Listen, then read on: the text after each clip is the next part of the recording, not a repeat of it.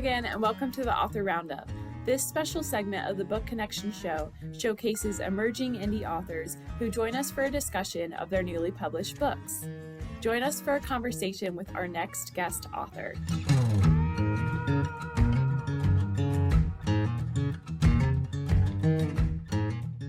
Hello there, my name is Emma, and I will be your host for today's episode. Welcome to Author Roundup. Today I have self-published author Jim Graham. He is the author of Buried Truth, revealing a scheme where he was taken from his parents as a child to shield the Catholic Church from scandal. At 48, he discovered those who raised him were not relatives and had not adopted him. For 20 years, he sought answers from clergy who constantly denied him information about his parentage.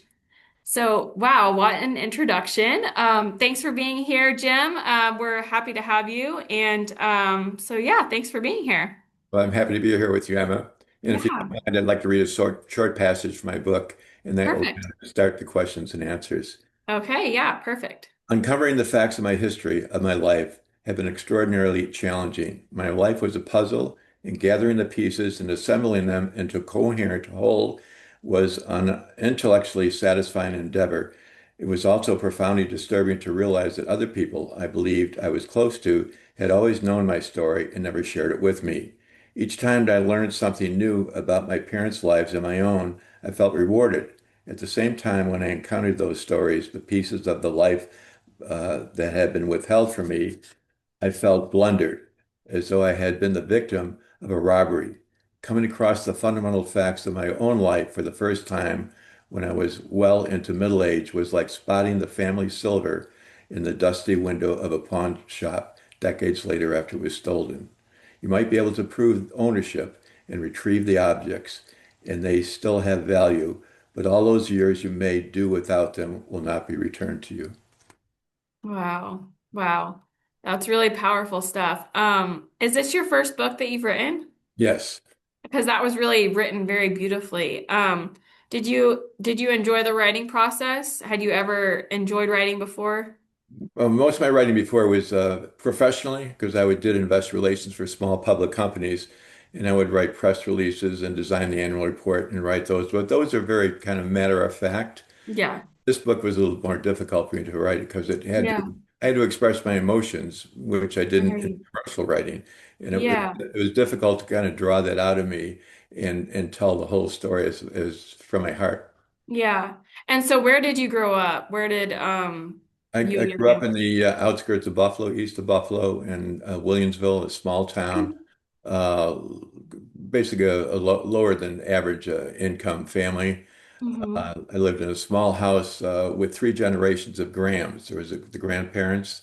My mother wasn't there. There was John Graham, who was my father, his sister, and my two older sisters. It was basically a small house that was expanded that three generations of Grahams fit in. Okay, so Graham is the family that raised you, correct? Right. Okay. Okay, so you spent, 50 years believing you belonged to one family and then learning you didn't. Can you take us back to the moment you discovered the truth and, describe what you felt in that instant? I was with my wife in San Francisco, and we Okay. were on a pleasure and business vacation. We had been to Mhm. Menlo Park for Thanksgiving, visiting her old roommate when she was a stewardess with American Airlines out in San Francisco. And then we moved on to the city where I was going to put up a display for my business portion of the trip. And Sunday night, before the meetings that I was going to be attending for the next 3 days, we went to the Aqua restaurant in San Francisco. And I felt Melody was a little different, a little quieter this evening. And when I Mhm. ordered a vodka on the rocks for my drink, she normally was a wine drinker. She ordered the same. So I think I Mhm. knew she was coming up with something that was going to be a little more difficult to handle. So during the conversation after dinner, we talked about my mother, who had died a few weeks before, and Melody was very close to her as a daughter-in-law. They had a very good relationship. And then all of a sudden, she switched the conversation and she said, "Are you upset with your situation, with your older sister, Joan?" And I said, "No, not really, because Joan and I have talked about that before. What really disturbs me is my relationship with my uncle Otto. at my father's funeral, years before, he said, "I don't know whether to love you or to hate you." And since then, he's just been treating me quite differently. And she Hmm. said, "Well, I'm going to tell you why that might be the case. Mm. Otto is not really your uncle, and John Graham, his brother, is not really your father. Your father was a Catholic priest, Father Thomas Sullivan. Oh my God. So there we are sitting in a restaurant, And 2,500 miles from home, oh my goodness. and she drops this this bomb on me. Yeah. So right away, I think about all the challenges I had as a child. It was like a kaleidoscope. All Yeah. the questions I had are being answered in Right. So this you did short have sentence. questions growing up. And I had a disturbing childhood. I was denied a lot of things, mostly about education from John Graham, who I thought was my father, but was never fatherly with me. So that all of a Oh. sudden that explained it. And I thought that the Grahams were raised Catholic, and the Grahams are Catholic, and that I can just see the church saying to them that this is what it's going to be. Jim Graham's going to be the pawn. You're going to raise him like he's yours, although he's not. So it didn't take me long to figure out the motivation for this to happen. Mm. And all those scenes as a child just reverberated very, very quickly as to why I was in that position. Hmm. And so how did your wife find out? She found out through John Graham, Otto's son, who I thought was my cousin, but he really was my cousin. And we had flown to Buffalo. We're both supposed to fly to Buffalo on Columbus Day weekend, just about 6 weeks before this meeting in San Francisco. And I missed the flight because it was rainy and we were late. So Melody arrived in Buffalo before I did, and Johnny told her then, and I think it was probably easier to tell her than to tell me directly. And so Mm. Melody didn't tell me right away because she was just concerned that, the Grams are strange. Maybe they made this up. They're just, weird to begin with. Maybe it wasn't true. So she needed some time to make sure it was true before she told me. Hmm. And so you mentioned, once you found out that things started clicking with you as far as your childhood and connecting the dots and your father, John, wasn't, super fatherly and um so was there anything else, other details or events that you first made you question your identity and your connection to the Graham family other than that? I mean, I was clueless, when Melody told me. I was just really, Ugh. and some people said, well, there's a lot of things that happen in your child. You must have been thinking about it. And I just thought we just lived in a cold, strange family. I mean, there was no hugging in our family. There was no saying I love you. My Mm. mother didn't live there. We'd only see her on visitations twice a year, Oh, 4 consecutive wow. days at Easter, 4 consecutive days during the summer. It was just a strange family for me and for my sisters. Hmm. So you had siblings? You Yes. mentioned Joan. Okay. Two sisters, Connie, 2 years older, Joan, 8 years older. And when I found out, I called them immediately. They live in Southern California. I told one to go to the other house and to hear my conversation because we didn't have, cell phones in those days so you could connect. And they would always say they were acted totally surprised, and they said that we would always be brother and sister no matter what happens. So then I went to my mother's sister. My mother, had passed away. I went to my Mm-hmm. mother's sister, Ethel, my aunt, and I asked her, "You must know something about this. You're best friends with my mother. You've been like, you've been sisters really close all these years." And she Yeah. said, "I have no idea." It was a total surprise to her.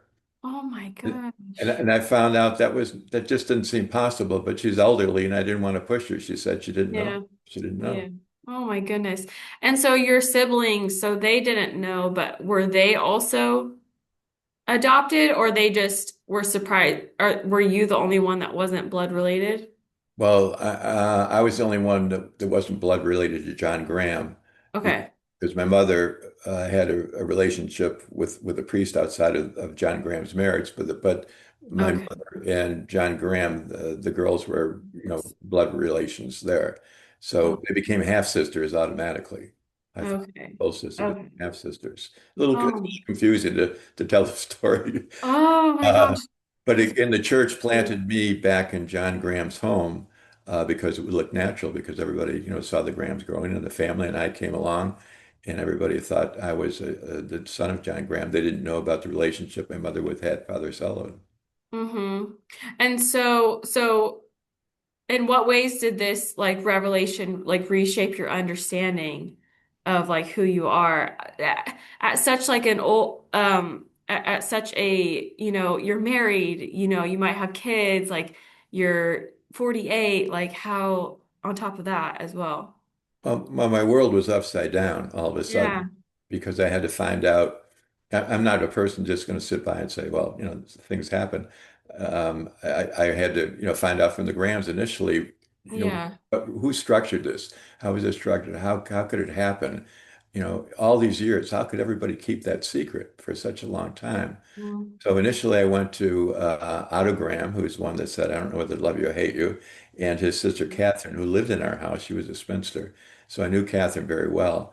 So I sat down with them, and they passed a newsletter across the table at Otto's house. We're in their Mm-hmm. kitchen, and in the newsletter was an obituary of my father, a photograph of my father, and Mm-hmm. in his life, in the obituary described. And as I looked at the photograph, his eyes looked like mine. His nose looked like mine. His Oh, your lips, real father? yeah, his lips looked like mine. I Uh-huh. looked just like them. Oh And my when they passed us across the table, they said, "This man may be your father, but only the gosh. principals know, and they're all dead." It was very disingenuous because they knew he was my father, but they're Oh, pretending okay. like they don't really know. So to have to sit with them, these were my relatives for 48 years. Oh. Now they're Mm-hmm. my adversaries. They look at me as a problem because I'm Mm. not just going to sit back and let all of this information just go to sleep. I'm going to regurgitate it and I'm going to find out what happened here. So Yeah. they said we're not going to go any further. We're not going to talk about this. This was history, and we're not going to bring it up. Oh my These are gosh. people that I fought with my family for 48 years. Yeah. So Catherine Graham told you, in your book, you mentioned that she said it had to be this way. How did you process hearing that, and what impacted her saying that have on you then and now? Well, I mean, she was so religious, never got married. Um, She was a spinster, went to church, not just on Sundays, but any day she could during the week. And I can just see her, taking the demands of the church that this is the way it has to be. We can't let we can't let the genie out of the bottle. All of you are going to have to just pretend this is a situation for your lifetime. And so yeah. I can see her just, buying into that argument that this had to be this way. And she did 100%. Hmm. And so your father passed away, and your mother passed away, and your biological father passed away. They're all dead at this point. Oh my gosh. So is there any sort of do you know if your biological father knew about you, or had your mother told him? Do you know any of that?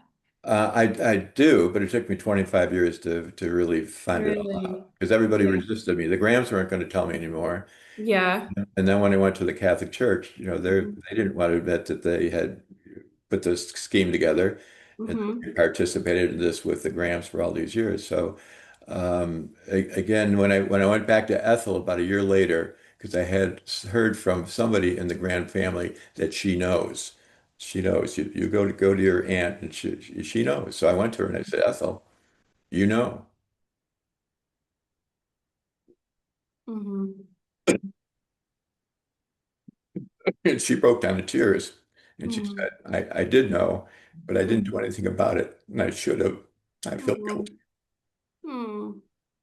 I feel guilty that you had to live with the Grahams because it wouldn't shouldn't have been that way. Hmm. So, Oh so then gosh. she said, maybe I can help you at this point. And she said there was a woman when your mother left with you back in the 40s and took you from the Graham family and disappeared with you. And she took Hmm. a train and they went to New York City. But at this point, Melody, Ethel is telling me this little bit of information. She said, I could take you to the woman that dropped her at the train station. Maybe we can see what your mother was thinking at that point where she left your sisters behind and took you to meet Oh, your yeah. meet your biological father in New York City because she went into hiding with him. So we went to that lady's Dorothy Higgins' door, and it didn't look like anybody was home. We knocked on the door, and nobody answered. And the woman next door came by and said, "Who are you looking for?" I said, "We're looking for Dorothy Higgins." And she said, "Well, she died a couple of months ago." So there was a case where Ethel didn't tell me for a year that Oh she knew, gosh. and we missed by 2 months the woman who took my mother to the train station where she told me my mother's state of mind at that time. Mm. So my mother and father, my biological father, disappeared from Buffalo at the same time, leaving my two sisters behind. And so Mm. there was the church couldn't live with that. So I found all this stuff out later that they hired private detectives to find us. And we were missing for about 8 months before they found us in New York City. Mm. They found that my father was living on the west side of Manhattan in Hell's Kitchen in a flat. And they found out that my mother was working in a hospital. And I didn't know where I was at that particular point, where I was, because they were both working. And so, just skipping ahead a little bit, I went through my mother's phone book after she was deceased and looked for names of people that she had mentioned that I had never met before. And one was a Sister Casimir. And Sister Casimir worked with her at a hospital in New York City at that particular time. So I called up Sister Casimir hoping to get some more information from her because she must have known my father and mother, and that time we were all in New York. So Mhm. I went to the mother house in Brentwood, Long Island. We lived just about 20 minutes away in Oyster Bay. And I met with her, and she was very standoffish. And she said, I know who you are, and you're looking for information about your past, but your mother didn't tell you, so why should I? She was in her 80s, retired, but she wasn't going to tell me anything. So I knew Right. that she knew because she worked with my mother at that time. So I went back a second time, took some flowers, and I said, Sister Casimir, you must have known my situation. Mhm. And I had a picture of my father, my biologic father. I showed it to her, and I said, I think you know this person. And she wouldn't answer. She wouldn't say no or yes. A nun doesn't want to be caught in a lie. So I knew that she knew him just by that, by not saying anything. Yeah. Mhm. So I went back a third time. I said, Sister, you got to tell me.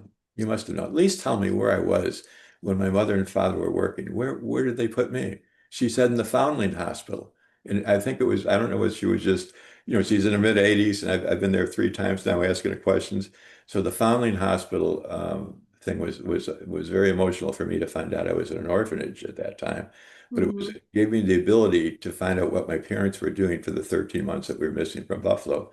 So I called up the orphanage, and they said, we have your file here, but but can I look at it? And they said, no. And I said, if I come with an attorney, can you look at it? And they said, no. I said, what? It doesn't seem fair. They said, well, you can ask for parts of the file, like people that came to visit you, your medical records, and we'll send you that if you specifically ask for those things. So I sent a letter to them. They said it would take about 8 weeks getting the information back. And nothing happened after 10 weeks. So I called the administrator who I had spoken to originally. And she said, I'll take care of it myself. So she called me back the next day and she said, I read your file. I'm going to send you the whole thing. Oh, thank goodness. So Yeah. she That's good news. overstepped the rules. Mhm.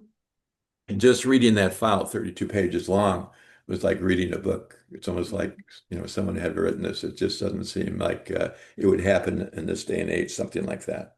Yeah. And I bet that felt more real because it was a tangible evidence of about you and your life Exactly. rather than just, people saying things and talking and yeah. And, Wow. and and every Monday on my mother's day off, she would come to take me out for the afternoon. Otherwise, the nuns, the Sisters of Charity, managed me.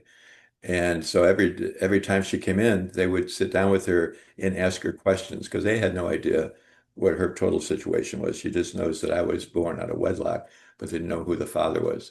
So Hmm. I have 52 weeks of very tight and from very good information that the nuns extracted from my mother, to giving her these interviews and typing them down in detail.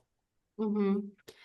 And so how did your mother, what are your memories of your mother growing up versus your father and how do you was there a difference between how your mother treated you and your sisters or did she all Well, we only saw my sisters on visitation days, Oh, all okay. our children. In our home, there were no pictures of her. We weren't Oh. allowed to call her. And my sisters had a resentment towards her. They called her Helen because my mother had left them and Oh my took gosh. me to Okay. New York with her. So even on those visitations where it was like Christmas, she would take us out to eat. We'd go bowling, we'd go to the beach. Those are things we never did with the Grahams. The Grahams are just very cold, narrow people. It was Mhm. like like being in a prison almost in some Okay. cases. They Yeah. just weren't normal. So anyways, those days were really special. But my sisters would show the resistance to her by calling her Helen, where I would call her Mom. I Hmm. thought it was great to see her. Hmm. And so John and your mother were not like were not together at that point. No, Or they were divorced. It was a very difficult divorce, and he would. I asked when I was young because some of the neighborhood kids, when we were walking to kindergarten, they would say, "Well, Jimmy, where's your mother?" Because the mothers would walk us up the 4 blocks. mm, So I went to my grandmother, who I thought was my grandmother Stella. I asked her, and she said, "You have to ask your father." So I went to John Graham one evening when he came home from the gas station. He ran a gas station, so we would eat as a family before he got there. He'd come home about 2 hours later, and sometimes he was working, and sometimes I found out he was elsewhere. But anyway, I approached him while he was having a steak that his mother had cooked for him, and I asked him, "What should I tell my neighbors, my neighborhood friends, my buddies, when they ask where is your mother?" And he just said, "Tell them she's dead." Now, I mean, that's yeah. the way it was treated by him, and I knew she wasn't. Kindergarten. I knew she wasn't dead, but Yeah. that's how bitter the divorce was, that he would take out of me what he wanted to really take out of my mother. He would treat me Yeah. with difficulty just to get back at my mother. Yeah.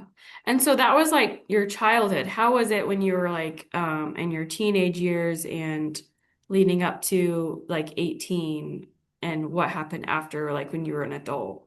Okay. Well, in my teenage years, I was a pretty good student and I wanted to excel and go to college. And in Hmm. my high school years, I asked if I could go downtown Buffalo, go to high school, go to Canisius or St. Joe's, because those are better schools to prepare you for college. Yeah. John Graham said, no way. It would cost too much. So Mm. then I went, through the Catholic school, and in my last year I went to the public school to take art lessons because I have a natural talent for art. So I built up a portfolio, and I wanted to go to Pratt Institute in Brooklyn. All my advisors at school said you do great there. So I asked John Graham if he'd co-sign a student loan. He said no way. If you flunk, I'm stuck with the bill. So temporarily, I went to Buffalo State where my sisters went for a couple months. And then I came home from school, and there was my aunt and my grandmother with a letter, and they had opened one of a personal letter to me from my girlfriend who was in Casanova College in Syracuse. And I had Mhm. never introduced her to them because it would be awkward. They're cold people. It would be very disappointing for Ruth to meet them. So Mhm. I couldn't believe that they opened my personal letter. So I just stormed out of the house in my car, my 53 Ford that I bought for $80. And I just hopped out and I said, I'm leaving here. I'm never coming back. Mhm. I just got on the road, no money in my pocket, had some gas in the tank, and I didn't know, where I was going to go or what I was going to do. But I said, well, Ruth is only, a couple hours away in Casanova. I could borrow some money from her. So I drove to Casanova College and got into the dorms before it was 10 o'clock, before they closed. Told her my situation. So she lent me $30. And then with that money, I continued on to New York City where my mother lived. And I Mhm. surprised her the next morning by Mhm. calling her from Idlewild Airport, which eventually became Kennedy Airport. That Mhm. was the first conversation I ever had with my mother on the phone. And I stayed at her house that night. It was the first time I ever stayed at her house that night. Mhm. And I'm 18 years of age. Was there any point in your life where your mother, like, you could tell wanted to tell you something, or was she very just like gave you like no explanation or no like and didn't answer any of your questions or anything? Well, as I on those visitations, like when I was probably 8, 9, or 10, I had some questions. So one time I asked her, why did you name me James? Because everybody in the family is Otto John, all through all the generation. And she was probably getting nervous, because maybe she thought I knew something. She said, Mhm. I just like the name James. And that was really the name of my real grandfather, Mhm. James Sullivan. But, I didn't know that till 50 years later. And then Mhm. I asked her, how come we're living with your dad and not with you?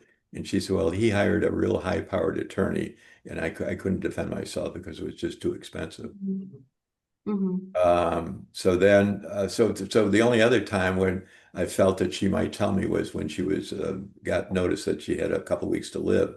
And Melody Mhm. and my wife and I, had gone up there just to visit, surprise her. We found her, really thin, had lost a lot of weight. So we took her to a doctor, and he said that they had been keeping an eye on her, but she really had cancer throughout her body, and she had about 2 weeks to live. So we went back to her apartment. Melody went with Ethel to get some food to bring back to the apartments, and I spent some time with my mother. And during that conversation, we didn't talk anything about her dying. It was everything but, what the demise that was going to happen within weeks. But all of a sudden, she said to me, "Do you remember a man from the orphanage?" And I said, "What orphanage?" And she said, "Well, how old?" I asked, "How old would I have been?" "Oh, you were two." "No, you wouldn't have remembered." So I think for a second, she thought maybe she should divulge what she was going, Oh, wow. but it That was it. never passed her lips. But Oh my gosh. at least she thought about it. Oh my gosh. And so how did this whole discovery, affect your sense of family and belonging and loyalty and things like that? Well, I realized I didn't have much of a family because I asked my sisters if they would go to the principals, to Otto and Catherine, and see With you. what they could learn. And my older sister Joan just said, "Well, it's not a big deal that your father was a priest." And then My identity. It's then my my whole life. then Connie, my younger sister, said, "Well, they would probably tell you if they could trust you with the information." And then about 2 weeks after that, she sent me a letter, and she said, because somebody must have gotten to her, she said the reason they're not telling you is just that they're old and they forgot. So I knew I was up against a wall, a stone wall with my own family, all my family. So Yeah. I was at a dead end with the Graham family to find out information. So I decided I'm going to have to knock on the doors of the Catholic Church. So the Mhm. first priest I called on was the editor of the newsletter in which my father's obituary appeared.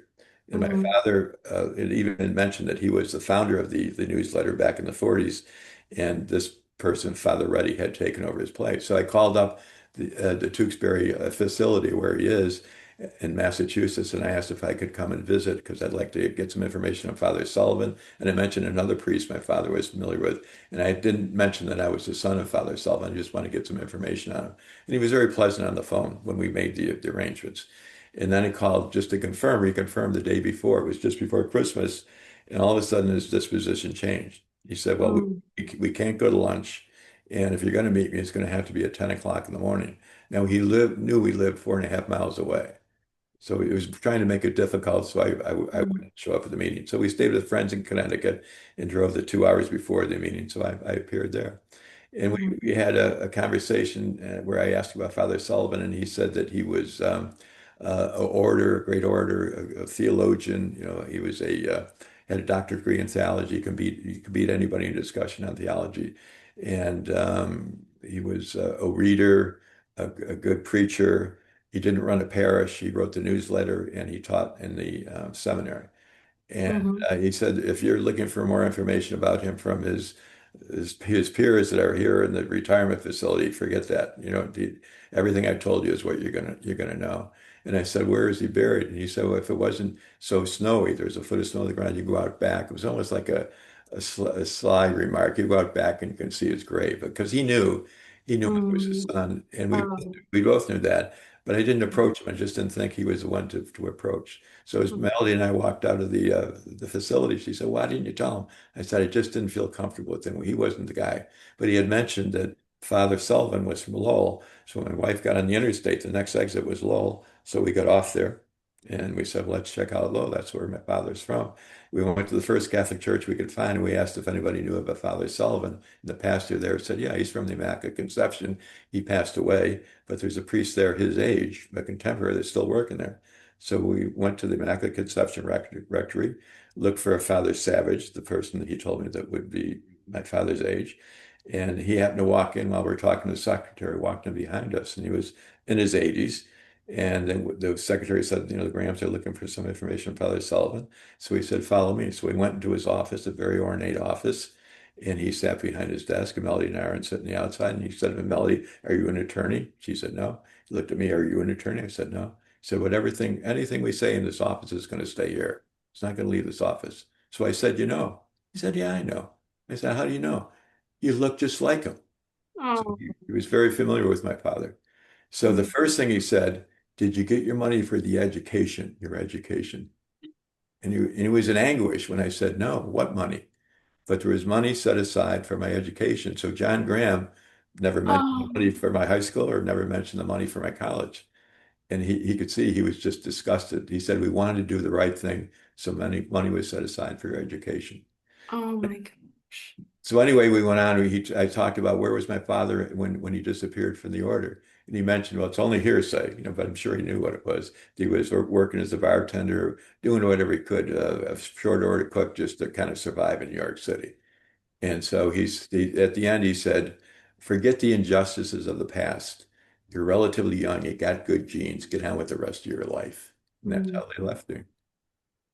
That seems like one of the nicest people that you've encountered throughout that experience in your story, besides your Aunt Ethel. Right. Um, We're lucky to encounter him. I mean, it was just the yeah. moment we popped in there. And that was before the word got out that Jim Graham is knocking on doors and don't tell him anything. Because I went back to Mm, see him a couple times later and he shut his mouth. He said, I never said those things to you. I mm, never said anything about mm. the education or all the other people that he talked about. So I had to go on and speak with other priests. But none of them ever said your father, even though they knew who I looked just like him. If Yeah. if they didn't work with him, they saw photographs of my father and I looked at him, but they'd always say Tom Sullivan. So I got some information, subtle information from some of these priests, but nothing really concrete because they didn't want to indict themselves by saying, yeah, this was a scheme and we covered up. Yeah. So over the decades of searching, what was the hardest truth that you That's a good question. I mean, the education was a hard truth to understand because That one. I was Yeah. all about education, and I think that was the deal the church made with the Grahams that will make sure he gets a good education, and that's they did. Mhm. They didn't do that. And Yeah. then and the other hardest thing was that I was betrayed, I felt, by the Graham family, even my sisters. Hmm. They're Catholics and they're Grahams, and that was the side they took. They didn't take my side. And I could never see myself doing that. I would jump through hoops for my sisters Hmm. if something Hmm. like that happened to them. Yeah. And so what kept you moving forward when answers were really, really painful during that time and after discovering the first big truth? Well, I felt I started something. I started a search, and I can't Hmm. stop. I mean, Hmm. I gotta finish it because there is Hmm. an answer out there. They're holding it from me, but I'm going to prove that I'm his son. Hmm. So I got the media involved. A friend of mine up in Buffalo, up in Long Island, who I worked with, a good friend, he said, this is like 2016. He said, go see the movie Spotlight. And he didn't say why. So I like to go to the movies. And the other day I went to the movies, saw Spotlight, and the bell went off in my head because that was about the division within the Boston Globe who discovered all of the sexual abuse cases up in the Boston Archdiocese.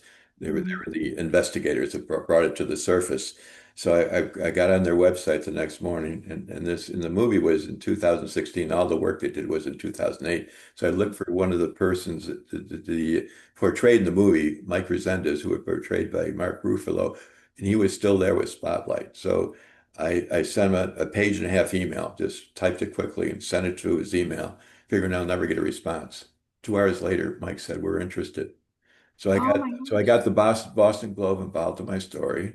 Wow. They didn't do it right away because they do big projects. One person, being the summer priest was not enough for them to do a big project. But they found other people that were children of priests through actually Vincent Doyle, who's in Ireland, who's a psychiatrist, but he was the son of a priest, and he's collected a lot of these people over time in his website. So now Mike knew it wasn't just me that was the son of a priest. There's got to be a lot of children of priests out there. Yeah. That's when I was on the front page of the Boston Globe 3 times, and they let me do an op-ed at one point when the archdiocese Cardinal O'Malley didn't seem to be doing enough to kind of have resolution for my situation. So Mm. the media really helped. It just brought a lot of attention That. to the subject, and some of those priests and the archdiocese cardinal uh, said, "Well, I'll see what I can do." So what happened is that eventually they said, if you want to prove it, at your cost, you can prove it by exhuming his body. And I figured, that I had thought about that before, but it would be just like grandstanding. I'm sure they wouldn't approve it. So they sent me a letter that I could do that. I still feel they felt I would never go through with it because it's such a difficult thing to do, a graveside exhumation. So, Mm. but I said, okay, I'll do it. And I think they were shocked, but they thought they were Why giving me, at not? least give me something and he would turn it down. But I took the challenge and I did it. And I called up the mayor of Tewksbury, where the exhumation be performed in a private cemetery where the Diablites have, where they bury all the priests. And she said, I never heard of something like this before. Let me get you on a conversation with an undertaker who's been here for 30 days. Maybe he could kind of direct you. So I'm talking on the phone about what I have to do. And the undertaker was saying, I can't believe what you're telling me. There's smoke going off my ears. How could anybody have to be in a position where they have to exhume a body to prove he's your father? He said, I've been in the business 30 years, never heard anything like this before. Hmm. But I did it. So you did? You did do it? Yep. It was Oh. expensive and it was emotional. Uh, Hmm. and actually, the book starts, it's difficult to write a story like mine because it's so long.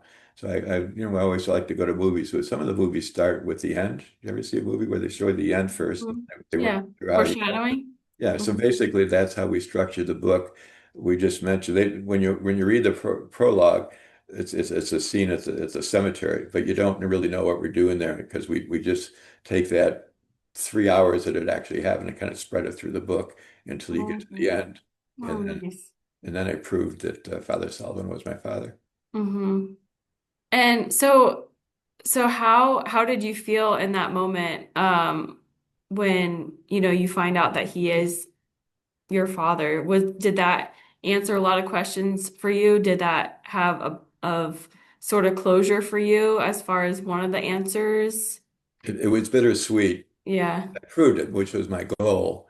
But I Yeah. knew all along he was my father because he was Yeah.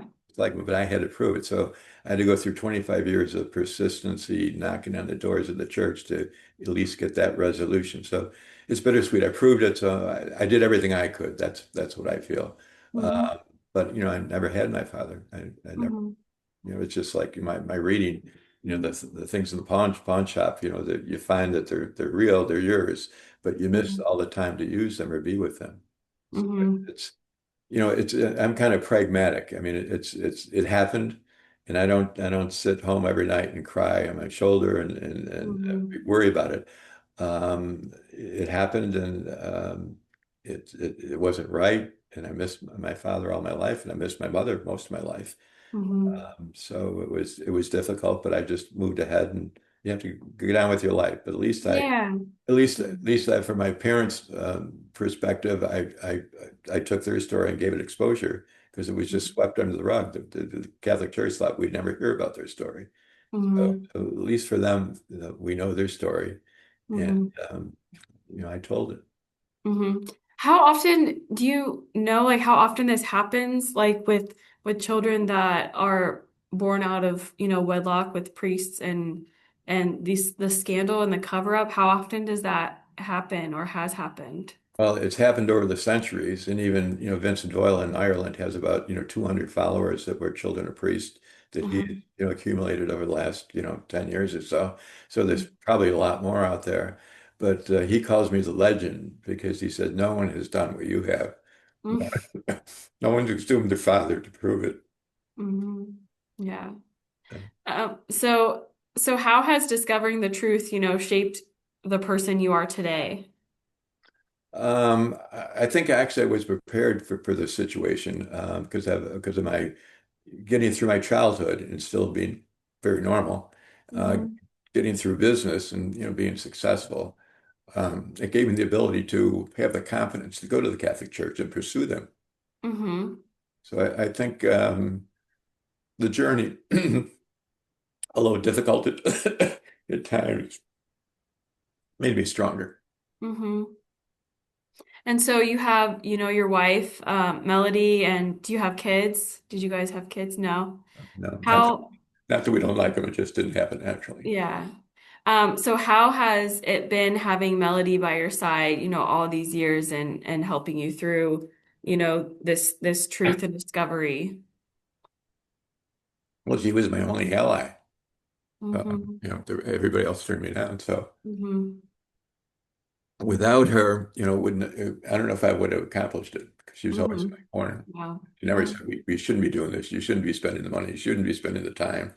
She was always there, and she said, "Go for it." That's So, great. Yeah. so she was my strength. That's great. If you could, speak to your younger self, the one who still believed in the Graham story, what would you say? Speak as though I'm still young. Hmm. I mean, and how would the young person receive this, accept this as Yeah, yeah. Like, what would you say to your younger self about, your your belief story at the time? I mean, it was a fraud. It was a lie. It was sad. Hmm. Shouldn't have happened. Yeah. And so when did you start writing your book, hoping to publish, and how did that process happen, and how long did it take you to complete your book? Well, I told my story probably 150 times, not even while I was through the process. It might have been early on in the process. And every Mhm. time I tell my story, people would say, book, movie. I mean, Book, movie. Exactly. That's a well, no-brainer. Yeah. so to really, luckily I had the following, and I've been on Facebook since Yeah. 2009 telling my story, and I have Yeah. a lot of followers. So I had to do it for them. I had to write the book as well for them, not just for myself. And Hmm. again, I'm a commercial writer, not a writer that writes sensitive information. So I actually got help a couple times from writers that have written before because I needed them to draw this out of me, which I hadn't been writing in my original draft. So I Hmm. had some help along the way to make sure that this book would portray what really happened and be sensitive and expose the emotions. Hmm. And so how long did it take you to complete a manuscript? About 2.5 years. Okay. Because I Okay. had people look at it, people actually that follow me on Facebook that were editors, and I shared some of my drafts with them, and they said, it's got to be better, Jim. It's a fantastic story, but it's all about the writing. Mm-hmm. And so, what was your writing experience like, writing your story, and how was that experience like for you? It actually made me find out things that I thought I already knew. I discovered new Oh, things just going through the process. I really? think I discovered where that money went, which I hadn't thought about before, because there was money and it went to one of the principals, and I won't mention it here, but that was a situation that kind of a light bulb went off that I had never figured that out, even though I had a lot of information. Mm-hmm. Um, and like one of the nuns that was most helpful, Sister Pascala, who knew my father. It was wonderful to write about her because she was a wonderful person. And she had actually, you asked me, I think earlier, did my father follow me at all? And at one time, I went through my mother's belongings, not just her notebook to call people, but I had written letters to her from Vietnam, and she saved those letters. And after her death, I put them in chronological order, went through them, and I see that his sister Pascala was sending me packages. And Mm-hmm. my mother had asked for the address of Sister Pascal, I guess, to thank her, I thought at the time. And all of a sudden those packages weren't arriving anymore. So what I figured out when I went through them is that my mother thought I was probably getting too close to somebody who knew my father. Because Sister Oh, Pascala was sending those packages to me on behalf of my father. So I realized then that my father was watching my journey. He knew I was in Vietnam. oh, oh my gosh. Um, besides that, did John Graham have any like sort of like journals or anything? Did your mom keep any like journals or anything? No, no. No, nothing like that. Yeah. It started Oh from my gosh. scratch. Yeah. He wasn't a writer. He wrote a gas station. And my father, the priest, I have documents that I got from the church that talked about that he might have had a relationship with a woman, and documents about him when he brought him back into the order after they found out where he was. They had an enforcer that really brought him back, and they put him Hmm. in a camp up in Essex, New York. Hmm. And he was there for 16 years Oh doing his wow. punishment, but Hmm. every year they'd asked him to disavow his love for my mother, and he wouldn't do it. They kept him there year after year after year. So those kind of stories give me strength that Yeah. they had a real bond, and Mhm. in those days it was very conservative, and the church told you to do something, you just did it. But Yeah. it's interesting that I can see the first generation of priests that came up with the scheme, but the second generation of priests, more my age, not my Mhm. father's age, were still protecting the church. 80 years later, Wow. 80 years That's later. crazy. So what was your relationship with the Catholic Church and um growing up and what was it like being in a Catholic household and what do you view how do you view religion and Catholicism today based on everything involving your story? Well, I think the education I got from mostly the nuns, sisters of St. Francis, was very good.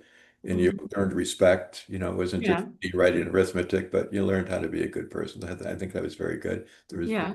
value there. Yeah. And we went to church every Sunday, but we were the odd family out because there wasn't a mother there, there wasn't a father. John Graham didn't go to church. So Oh, okay. I'm in the pew with my Aunt Catherine, with Stella, her mother, and my two sisters. Everybody else has a mother and a father. So I always felt out of place when we went to church. It was kind of embarrassing. Uh, Yeah. we were a fractured family, we weren't a real family. So I think, That was hard. that was difficult. Hmm. And as we got older, we went, I always went to, Sunday Mass. But when I was on my own in New York City after I ran away from Buffalo, I Yeah. didn't go to Sunday Mass. I didn't feel that, you have to go Connected. to heaven, you have to go to church on a Sunday. And I didn't think that made any sense. Just like Right. when we were young, you couldn't eat meat on a Friday, and all of a sudden they changed the rules. Right. Now you can eat meat. So, I know they the make up the rules. rules as they go along. So I just felt if you're going to achieve another life in heaven, you got to be a good person and take care of your neighbor and be good to everybody. I think that's more important than showing up at Mass on Sunday. And I've always True. felt Yeah. that way. So my position with the church hasn't changed my position, what I went through on Catholicism, because I think, the nuns in those days, they ran the orphanages, they ran the schools, they ran the hospital, they did a lot of good work. Did everything. Yeah. Now, not many families are producing nuns. It's not, a vocation that, women look forward to. But in those days, it was, a pride, a thing of pride. But you don't see that anymore. So, I, Yeah. I don't think the church works as well as it did when they had the nuns. Yeah. So what was the most difficult part of your writing process? Again, it was just getting out the emotions. Yeah. It was difficult to me to explain that in words. So, Mm-hmm. I had some help doing that, and it made a huge difference in the drafts. Mm-hmm. When people could feel what I felt. Yeah, yeah. And what's been the so your book was published this year. What's been the nicest feedback or review you've received about your book so far? Well, I wrote the book to kind of document my life and what happened to my parents and what happened. Yeah, But yeah. what I found out is that, it's a page turn. Mm-hmm. Yeah. So that's been rewarded. Mm-hmm. It wasn't written that way, but Mm-hmm. Yeah. How does it feel to, have written a book and you were able just to, finally put all of your words onto paper and really like share your story and have it all be out there for the world to see and for everyone that you've encountered in your life to that's still alive to be able to, see your truth and really try and, have some sort of, empathy towards your story because obviously a lot of people in your life have not had a lot of empathy for you. right. Well, I guess it's like if you graduated from college, cum laude, or whatever the term is. I completed, a task that was kind of a lifelong task, and I did it Mm-hmm. well. Uh, Mm-hmm. I had help along the way, Yeah. obviously, but it just feels good that it was done professionally and done with the emotions coming out, so people can really understand the story. Mm-hmm. Yeah. Yeah. Um, so what advice would you give to, a writer working on their first book? Well, there's going to be challenges, and there's going to be times. I took like a year and a half off. Sometimes I'm, looking for the answers. There's going to be times where you just can't think. You're not making any headway. You're just Yeah. treading water. So sometimes you just have to put aside, let it rest, and go about your life, and then go back to it. But uh, Hmm. it's a goal. If you really want to complete something, it's something that it's got to be in the back of your mind all the time. I got to finish this. This is something Hmm. that I have to finish. But it doesn't have to be finished. Like in my case, it took, 20, 25 years to finish, but because Yeah. I had to get all the information first, Hmm. to put in the book. But I think it's something if you decide you're going to do it, you got to keep that goal. Yeah. You can't just say I'm going to give up. You have to Yeah. keep. And so what did it feel like receiving your book in the mail for the first time and seeing it, It was. I holding mean, it? right. I mean, it's memorable, and Mhm. the publisher did a great job with the, designing it and so on and so forth. I have a design element, because I'm an artist, but they did a good job, putting the final touches on it, and it just felt good. And anytime somebody comes by my house, a lot of them, say, "Can I get a book from you, or do I have to order it from Amazon or Archway?" And I said, "No, I have some here." But I mean, they pick it up, they look at it, and they just can't wait to get into it because they heard somebody else say it was so good. So it just makes me feel good that other people are reading the story and enjoying it and telling other people to read it. Yeah. And it's not only sad because a lot of people said I laughed my rear off, when in my younger years, some of the things that I do, any teenager does or any adolescent Yeah. does. Hmm. So I wrote the fun things too, and so Yeah. it's a story that builds. Hmm. But a lot of people say it's entertaining, Yeah. and they just can't put it down. So it's not all, sad and gloom. Yeah. Yeah. It's a Yeah. life story that Good parts too. with a lot of fun in it too. Yeah. What was it like sharing, your book with important people in your life, friends and acquaintances that you made over the years that did they know your story or did a lot of people obviously knew you were writing a book since you were, like on Facebook and things like that? Right. Well, it's interesting. It's a good question to ask because a lot of people knew my story because some of them I'm very close to, and every time I made an accomplishment and a discovery in my search, I would tell them. But Hmm. whether they read it or the person that knows nothing about me, they all came up to the same conclusion. They couldn't put it down. Hmm. So, Yeah. so that was very satisfying. No matter and a lot of them, I think, did finally read it because I have friends, and only been out about 3 months now, but some of my close friends haven't read it until like last week or the week before. And I think Hmm. because they think they knew everything, because they heard me talk about it or they read Facebook, but when they read the book, it was totally different. Yeah.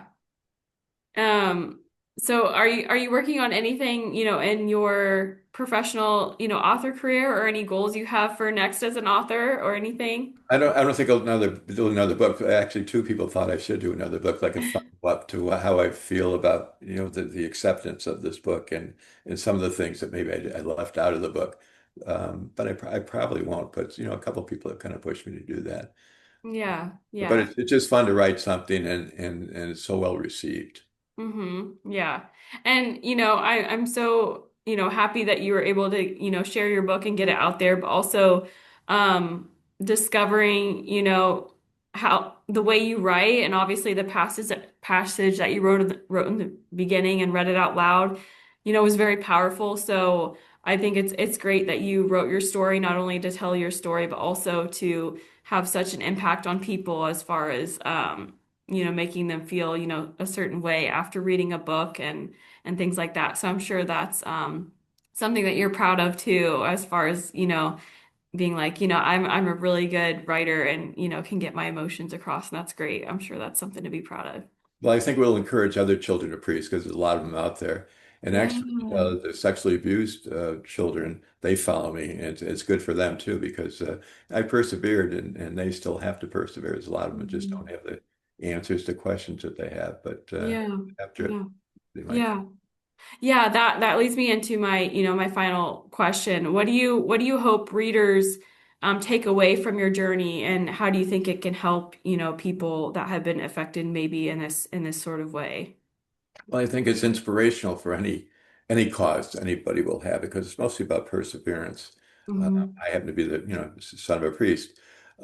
Somebody else might have an issue that's just as bad or worse or Hmm. different. But I think it's always that if you have a challenge, I think you have to accept the challenge. Hmm. And as I've said in the book. And I heard this from Zig Ziglar, listened to a motivational story that you can eat an elephant bite by bite. It takes a long, may take a long time, but you can get it done if you stay after it and just Mm. keep after it. Yeah. All right. Well, thank you so much, Jim, for sharing your story. It's been a wonderful interview, and is there anything else that you want to mention to our audience today before we go? I have a website, Buried Truth Memoir, and it's just launching as a matter of fact. And you can Okay. contact me there. There's a place, to write, and we can, correspond. So if you have any questions, we can stay in touch. All right. Well, thank you so much, Jim. Thanks for being here, and we wish you the best of luck with your book, and thank you for sharing your story. It's an incredible story. Thank you, Emma. Appreciate it. Thank you. Yeah. And if you listening would like to purchase Jim's book and read it, you can head to archwaypublishing.com, or you can also discover it on Amazon and Barnes& and Noble. And if you do, please leave him a review. I know he would greatly appreciate that. And thank you so much for listening, and I'll see you soon.